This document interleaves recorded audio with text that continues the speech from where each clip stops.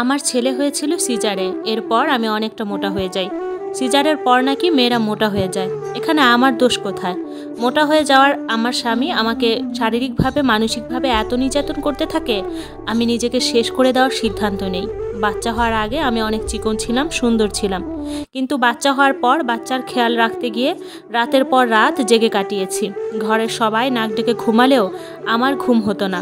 সারাদিন সংসারের কাজ করে রাতে শরীর চলতো না, তবুও ঘর ভর্তি মানুষ থাকার পরও কেউ এসে বলতো না বাচ্চাটাকে আমাকে দাও, তুমি একটু ঘুমাও, একটু বিশ্রাম করো। কেউ আমার সহযোগিতা করতো না। আমার ক্লান্ত শরীরটা কারো চোখে পড়তো না। কেউ কয়েক ঘন্টার জন্য আমার বাচ্চাটাকে রাখে না।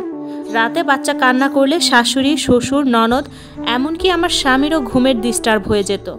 বাচ্চার বয়স যখন 6 মাস, তখন থেকে হঠাৎ করে আমার স্বামী আমার থেকে দূরে সরতে থাকে। আস্তে আস্তে দূরত্ব বজায় রেখে চলে। আমার শরীর থেকে নাকি ঘামের বিশ্রী গন্ধ আসে।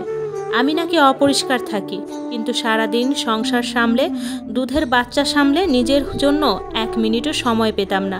নিজেকে গুছিয়ে রাখতে হলে নিজের জন্য সময় বের করতে হবে, কিন্তু সেই সময়টুকু আমি পেতাম না।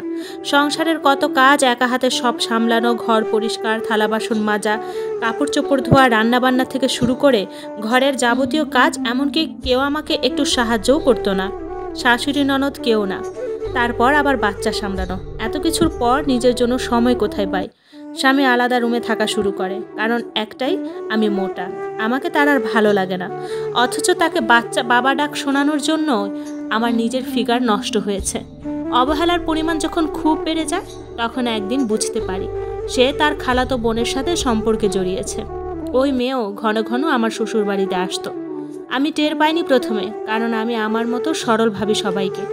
একটা সময় যখন দেখলাম ওই মেয়েকে নিয়ে সবার সামনেই সে অবাধে চলাফেরা করছে, রাতেও বাইরে ডিনার করে ফেসবুকে দিচ্ছে, আবার কোনো রাতে বাসায়ও ফিরছে না, তখন বুঝতে বাকি রইল না আমার স্বামী আমায় প্রতিনিয়তই ধোঁকা দিয়ে চলেছে।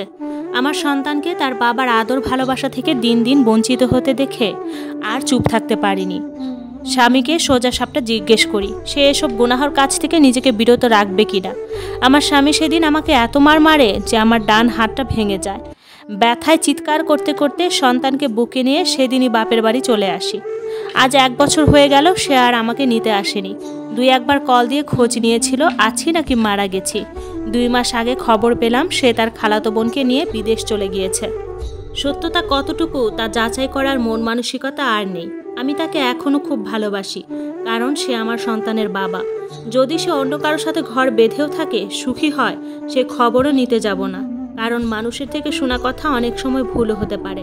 আর যদি খোঁজ নিয়ে জানতে পারি সত্যি সে অন্য কারো হয়ে গেছে, আমি এ যন্ত্রণা নিয়ে বাঁচতে পারবো না। আমি এখনও বিশ্বাস করি সে আমার আছে, আমারই কাছে ফিরে আসবে দিন শেষে, কারণ আমি তো কোনো অন্যায় করিনি।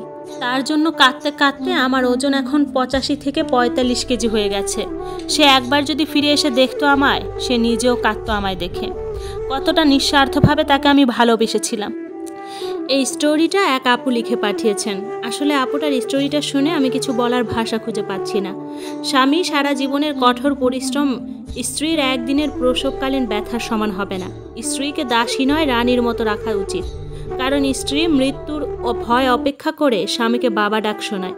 এই কথাটা যদি সব পুরুষ বুঝতো, তাহলে নারীর সৌন্দর্য খুঁজতো না।